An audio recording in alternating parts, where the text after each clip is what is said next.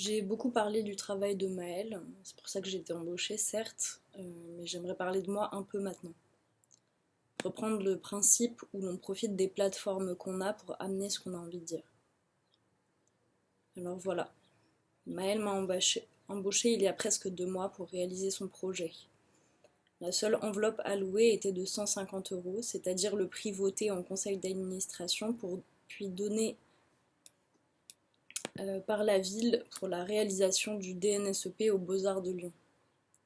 J'ai présenté son travail 2 fois, au diplôme blanc et au diplôme aujourd'hui. 2 versions différentes avec du travail avant chaque proposition, notamment du réajustement entre les 2 passages.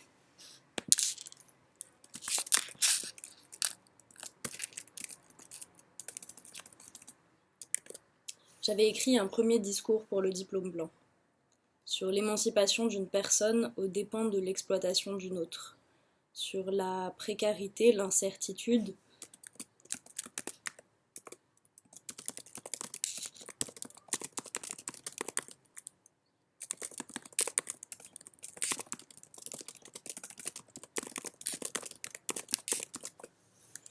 l'inconstance du revenu et l'impossibilité de refuser des offres, aussi médiocres soient-elles. Sur la difficulté de compter ses heures, entre disponibilité créative, lieu de travail, veille professionnelle, réseautage, communication, recherche, production, captation, présentation, accrochage, démarchage, dossier. Je n'ai jamais su comment faire. Je réalisais aussi à quel point cette flexibilité, cette demande de multitâches réussit si bien au capitalisme. Nous sommes indépendantes, libres, productifs. Pas besoin de droit du travail avec la liberté, c'est nous qui décidons. Un burn-out, la faute nous reviendrait. Nous créons de la valeur, nous permettons à celles qui le peuvent de s'élever intellectuellement. Nous sommes les tokens des belles façades. Nous exposer fait beau dos aux institutions.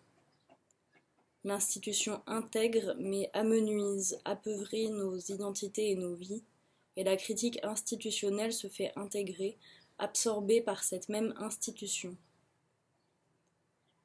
Au bout de quelque temps en sortant d'école, j'ai lâché l'affaire. Être autonome mais garder un pied dans l'institution, c'était trop dur. L'ultra-vigilance vis-à-vis de la cohérence avec nos valeurs et nos engagements, c'était épuisant.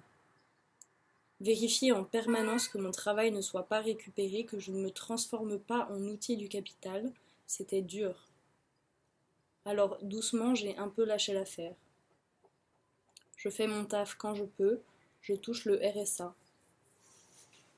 Ça me convient plutôt bien en réalité comme rythme de vie. Je veux dire qu'en étant seule, sans personne à charge, c'est ok. Mais je suis triste de ne pas être allée jusqu'au bout. J'aurais bien aimé continuer la bataille. J'aurais aimé des outils, j'aurais aimé des collectifs. J'aurais aimé des syndicats pour penser politiquement ma condition. J'aurais aimé ne pas lâcher l'affaire. J'aurais aimé continuer à lutter et ne pas me faire dépasser par l'urgence de la situation matérielle dans laquelle je me trouvais.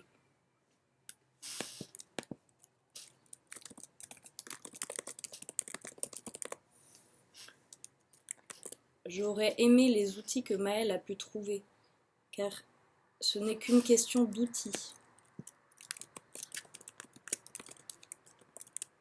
Il n'y a pas de meilleur point de vue. Il n'y a que des outils qui permettent l'émancipation.